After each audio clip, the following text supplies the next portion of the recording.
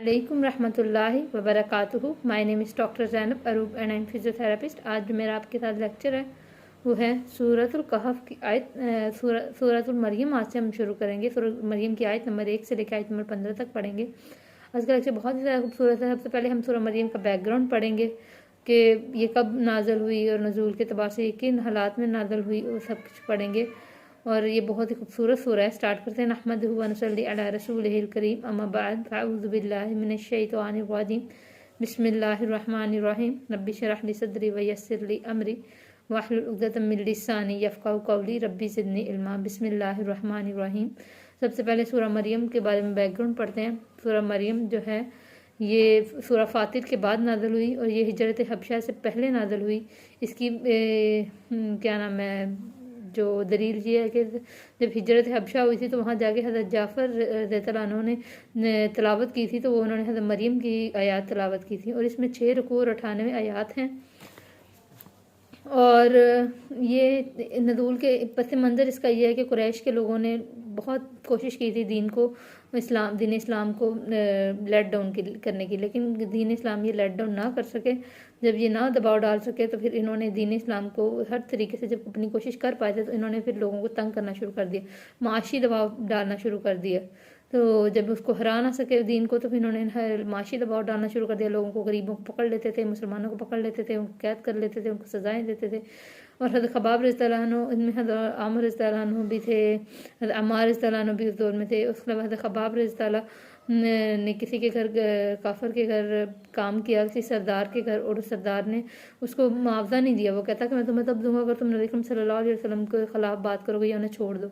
तो उन्होंने इस तरह की मतलब शर्तें रखते थे। और ख़बाब रज़ियल्लाहु अन्हु नबी अकरम सल्लल्लाहु अलैहि वसल्लम के पास गए और इन्होंने आके नबी अकरम सल्लल्लाहु अलैहि वसल्लम से कहा कि ऐ अल्लाह के रसूल हज़रत मोहम्मद सल्लल्लाहु अलैहि वसल्लम, अब तो जुल्म की हद हो गई है, अब आप अल्लाह से दुआ क्यों नहीं करते? तो हज़रत मोहम्मद सल्लल्लाहु अलैहि वसल्लम तमा उठे उनकी ये बात सुन के, और उन्होंने इरशाद फरमाया कि देखो, तुमसे पहली कौमों के ऊपर लोहे की कंगियाँ उनकी हड्डियों पर घिसाई जाती थी और लोहे के आरों से उनके सर काटे जाते थे, मगर फिर भी वो इस्लाम से पीछे नहीं हटते थे। और वो लोग भी फिर भी इस्लाम से पीछे नहीं हटते थे। यकीन जानो अल्लाह इस काम को पूरा करेगा। और यहाँ तक एक वक्त आएगा जब एक आदमी सना से लेकर हदर मौत तक बगैर खटके सफ़र करे पहुँच जाएगा और उसे किसी किस्म का डर नहीं होगा, मगर बगैर खटके सफ़र करेगा और उसे किसी का डर नहीं होगा सिवाय अल्लाह के। और तुम जल्दबाजी करते हो। मतलब एक वक्त ऐसा भी आएगा जब इंतहाई सुकून होगा और एक बंदा सना से हदर मौत तक आराम से चला जाएगा, उसे सफ़र करेगा, ना उसको कोई खटक होगी, ना उसे कोई डर होगा, और सिर्फ अल्लाह का एक डर होगा। तुम फिर भी जल्दबाजी करते हो। इस तरह के हालात में रजब में 5 हिजरी में ये नाज़िल हुई थी। और हबशा में जब हिजरत हबशा हुई, ये क्या नाम है, 5 हिजरी रजब में जब हिजरत हबशा हुई थी। और हिजरत हबशा स्टार्ट कैसे हुई थी? इन्होंने 11 लोगों नाज़िल नहीं हुई थी 5 रजब को, बल्कि 5 रजब और 5वीं हिजरी में ये क्या नाम है,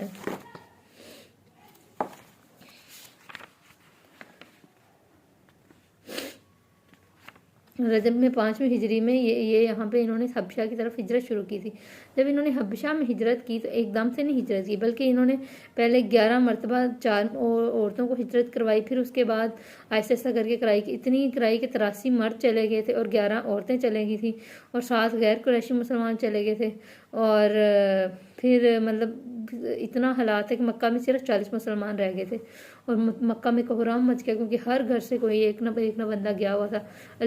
सारी एलीट क्लास में से भी, आम लोगों में से भी हर घर से एक बंदा गया हुआ था। तो इस तरह से वो लोग गुस्से में पागल हो गए। उन्होंने क्या किया कि उनके सरदारों ने क्या किया, उन्होंने आमर बिन आस के हाथ तोहफे भेजे नजाशी को, और तो उन्होंने कहा कि जाओ ये तोहफे लेकर जाओ और जाके नजाशी के दरबारियों को देना ताकि वो हमारी साइड ले। वहाँ जाके उन नजाशी के दरबारियों को तकसीम कर दिया। नजाशी ने उनकी बात सुनी, फिर नजाशी ने ان کو بلایا مسلمانوں کو، تو حضرت جعفر بن طیار رضی اللہ عنہ انہوں نے آ کے تقریر کی. اس تقریر میں سب سے پہلے زمانہ جاہلیت کے حالات بتائے، اس کے بعد نبی اکرم صلی اللہ علیہ وسلم کا مبعوث بتایا، اور پھر بتایا کہ جو ان پہ آج کل مظالم کیے جا رہے ہیں، اور پھر انہوں نے بتایا کہ ہم حبشہ کیوں آئے، ہمارے لیے حبشہ سب سے سیف ایریا تھا. اور انہوں نے پھر نجاشی نے کہا کہ اچھا تمہارے نبی کے اوپر کون سا کلام آیا، مجھے پڑھ کے سناؤ. تو حضرت جعفر رضی اللہ نے حضرت سورہ مریم کی کچھ آیات پڑھ کے سنائی، جس سے نجاشی روتا رہا، کافی دیر روتا رہا.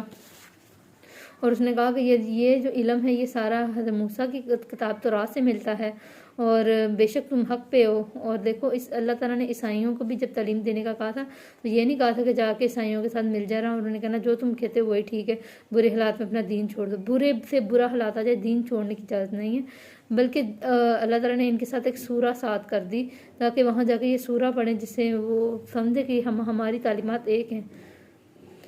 اور اللہ تعالیٰ نے پھر ان کی مدد کی. سارے انبیاء ایک ہی بات لے کر آئے تھے، ایک ہی اللہ کا توحید کی لیسن لے کر آئے تھے، اور مگر لوگ گمراہ ہو جاتے تھے اور پھر جسے وہ اپنی کتابوں کو بدل ڈالتے تھے، اس لیے دین بدلتا گیا. تو آج کا لیکچر ہم سٹارٹ کرتے ہیں سورہ مریم کا. کاف ہا یا عین صاد، ذکر ہے رحمت کا آپ کے رب کے اپنے بندے ذکریہ پر. اب یہاں پہ ذکریہ علیہ السلام کا ذکر ہے. ذکریہ علیہ السلام کون تھے؟ ذکریہ علیہ السلام وہ تھے جنہوں نے حضرت مریم علیہ السلام کی کفالت کی تھی. حضرت مریم علیہ السلام کی والدہ نے دعا کی تھی کہ یا اللہ میرے ہاں اولاد ہو تو میں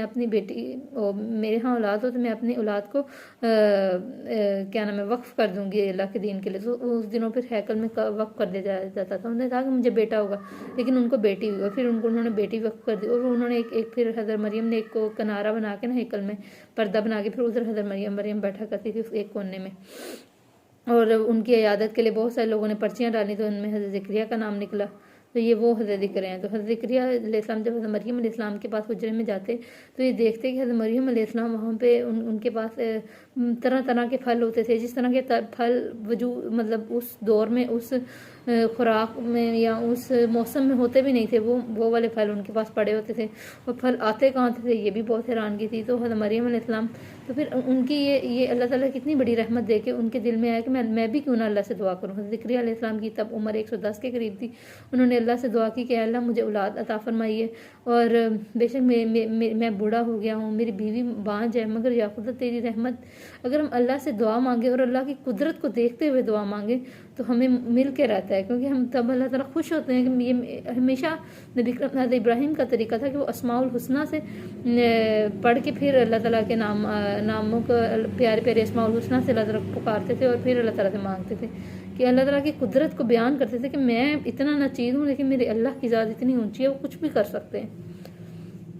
تو پڑھتے ہیں آگے. جب اس نے پکارا اپنے رب کو پکارا چھپی آواز سے، مطلب آہستہ سی آواز میں دعا کی، مطلب ایسی دعا جو کہ سب سے زیادہ یہ قریبی دعا ہوتی ہے. کہا اے میرے رب بے شک میں کمزور ہو گئی، ہڈیاں میری اور بھڑک گیا اٹھا سر اٹھ بڑھاپے میں، اور نہیں میں ہوا ہوا میں پکار کر تجھے اے میرے رب کبھی نامراد. بے شک میں ڈرتا ہوں وارثوں سے پیچھے اپنے، اور ہے بیوی میری بانجھ، پس عطا کر مجھے اپنے پاس سے وارث. اور وہ وارث آل یعقوب کا، صرف میرا وارث نہیں بلکہ آل یعقوب کا وارث ہو، کوئی نبی ہو. اور بنا دے اے میرا پسندیدہ، مطلب اتنا اچھا ہو کہ اس سے سب محبت کرتے ہوں. اور حضرت یحییٰ علیہ السلام کو پھر اللہ تعالیٰ نے خوشخبری سنائی کہ آپ کو حضرت یحییٰ علیہ السلام عطا فرمائے جائیں گے. اور وہ ایک ایسی ان کی پرسنالٹی تھی کہ وہ انتہائی خوشگوار، انتہائی خوبصورت، انتہائی دلدادہ، اور انتہائی ان کی پرسنالٹی تھی کہ ہر بندہ ان کو دیکھ کے ان کا دل نرم ہو جاتا تھا. اور ان کی پرسنالٹی میں سب سے بڑی کوالٹی ہی ان کی نرم دلی تھی، اور ان میں کھیلنے کا یہ شوق کوئی نہیں تھا. بلکہ یہ سب کیوں نہیں تھا؟ کیونکہ وہ اللہ تعالیٰ کی حضرت ذکریہ علیہ السلام کی دعا تھی. وہ حضرت ذکریہ علیہ السلام کی دعا قبول ہوئی تھی، اور وہ بالکل بھی کھیلنے جھولنے والے نہیں تھے. بلکہ 3 سال کی عمر میں انہیں روایات ہیں کہ انہیں تورات پوری آتی تھی، اور 7 سال کی عمر میں پورا عبور تھا تورات پہ.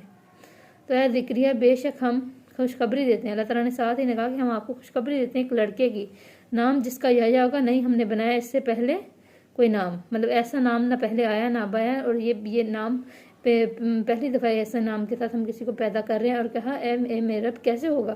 اب دعا کرنے کے بعد ایک دم پریشان ہو گئی، حیران کہ کیا یہ ہو سکتا ہے، میرے لڑکا جبکہ میں بیوی میری بانجھ اور تحقیق پہنچا ہوا ہوں، میں بڑھاپے میں انتہائی درجے کے۔ اس نے کہا اسی طرح فرمایا تھے رب نے، وہ مجھ سے بہت آسان اور تحقیق پیدا کیا، میں نے تجھے اس سے پہلے تھا تو کچھ بھی نہیں۔ مطلب جب تم بھی تو چھوٹے تھے، دیکھو ایک نطفے سے اللہ تعالیٰ ایک انسان کو بناتے ہیں، اس نطفے میں کیا اتنی پاور ہے؟ کچھ بھی نہیں، سب اللہ تعالیٰ کی رحمت ہے۔ کیا ہے اس نطفے میں؟ کچھ بھی نہیں، بل اللہ تعالیٰ۔ اور کیا ہے انسان کی ایک ماں کے جسم میں جو اس کو خوراک پہنچاتی ہے؟ کیا ہے؟ کیا ہم اپنی مرضی سے اس کو خوراک پہنچا کے آتے ہیں، یا دودھ دے کے آتے ہیں، یا مٹھائیاں دے کے آتے ہیں، ٹافیاں دے، مطلب خوراک اس کو اچھی خوراک پھل وغیرہ اس کے منہ میں ڈال کے آتے ہیں؟ نہیں، اللہ تعالیٰ نے نظام، یہ اللہ کا نظام ہے، خود بخود خون سے ایک نالی جاتی ہے جو ساری خوراک اس بچے تک پہنچاتی جاتی ہے اور وہ اتنا بڑا بچہ بن جاتا ہے ماشاءاللہ۔ تو اللہ تعالیٰ کہتے ہیں کہ دیکھو تم بھی تو حضرت آدم کی اولاد سے پیدا ہوئے ہو، تم کیا تھے؟ تم بھی تو کچھ بھی نہیں تھے، پھر تم سے کیسے نہیں آگے اولاد آ سکتے؟ تو کہا میرا بنا میرے لیے کوئی نشانی۔ تو انہوں نے کہا کہ یہ سچے، تو کوئی نشانی دکھائیں۔ تو انہوں نے کہا کہ اللہ تعالیٰ نے ان کو نشانی دکھائی کہ آپ 3 راتوں تک کسی سے کلام نہیں کر سکیں گے، اور یہ نہیں کہ بیمار ہو جائیں گے کلام نہیں، بلکہ آپ ٹھیک ٹھاک رہ کے بھی نہیں کلام کر سکیں گے۔ یہ کہ نہ تو کلام کرے گا لوگوں سے 3 راتیں تندرستی کے باوجود۔ بس وہ نکلا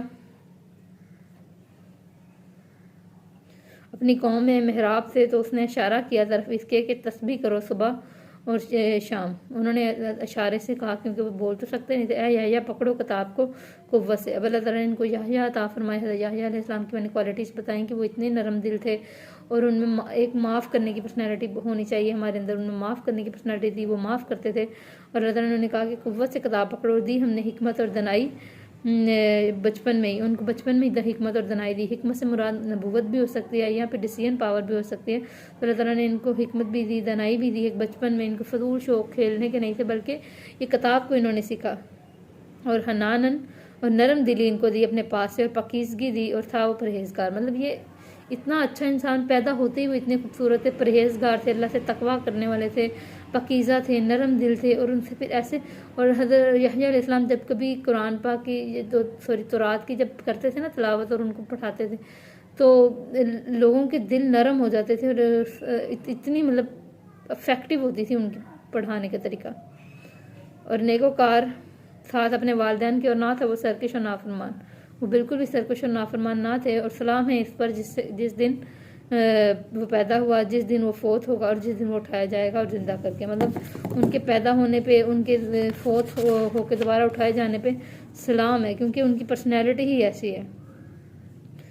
اور اتنا نرم دل، اتنا خوبصورت دل، اور ظاہر اور باطن میں کوئی فرق ہی نہیں تھا، وہ اتنا انتہائی خوبصورت تقویٰ والے انسان تھے۔ تو اللہ تعالیٰ ایسی پرسنالٹی والوں کو پھر اللہ تعالیٰ خود قرآن میں کہہ رہے ہیں کہ ایسے انسان کے اوپر سلام ہے جس کے پیدا ہونے پہ، ایک ہی ہر چیز پہ۔ اللہ تعالیٰ میں اور سیکھنے والا سکھانے والا بنائے، آمین، جزاک اللہ۔